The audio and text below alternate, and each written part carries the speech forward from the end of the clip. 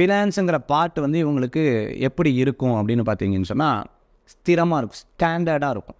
ஸ்டாண்டர்ட்னால் உங்களுக்கு அதாவது ரொம்ப ஏறவும் இருக்காது, ரொம்ப டவுனாகவும் இருக்காது, அப்படி மீடியமாக இருக்கக்கூடிய தன்மைகள் அவர்களுக்கு இருக்கும்.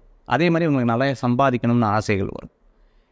இந்த மேஷ லக்னமோ மேஷ ராசிக்காரங்களோ இருந்தாங்க அப்படின்னு சொன்னால் கண்டிப்பாக அவர்களுடைய கணவருக்கோ மனைவிக்கோ அவங்களுக்கு நல்லது இருக்கும். ஓரளவுக்கு சம்பாத்திய வாழ்க்கைகள் அவர்களுக்கு கூடி வரும். அடுத்தது பார்த்துட்டிங்க அப்படின்னு சொன்னால் அவங்களுடைய கார் வசதி. இப்போது மேஷராசிக்காரங்க இருக்காங்க, அவங்ககிட்ட பார்த்தீங்கன்னா கார் வசதி, வண்டி, வாகனம், சைக்கிளே வச்சுருந்தாலும் 3 சைக்கிள் வாங்கணும். எப்பவுமே ஒரே விஷயத்த 2 3 இருக்கணுங்கிற ஒரு எண்ணங்கள் வந்து அவருக்கு இருந்துகிட்டே இருக்கும். இடம் இருக்குது, இன்னொரு இடம் வாங்கலாமான்ற ஒரு யோசனை இருக்கும். அந்த மாதிரி அவர்களுக்கு எப்பவுமே இரட்டிப்பு தன்மைன்னு சொல்லுவாங்க. 2ஓ 3ஓ அந்த பொருட்கள் வந்து சேர்க்கை வந்து நிறையா இருக்கும்.